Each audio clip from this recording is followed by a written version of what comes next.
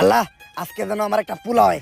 আমার স্বপ্ন আমার একটা পোলা হইলে আমি ওরে মুকেশ আম্বানির মতো বড় ব্যবসায়ী বানামু। আমিন। কংগ্রাচুলেশন, আপনার ছেলে সন্তান হইছে। আলহামদুলিল্লাহ, আমার দোয়া কবুল হইছে।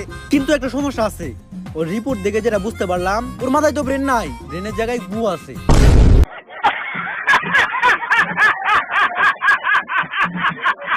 আর ওর মাথার জায়গায় পাছা, আর পাছার জায়গায় মাথা। আর এটা থেকে বোঝা যায় ওর কোনো লজ্জা শরম থাকবো না। বড় হওয়ার পর ও একটা নির্লজ্জ বিহায় হইব। ঠিক বলেছো। ডাক্তার সাহেব, এখন এই সমস্যার সমাধান?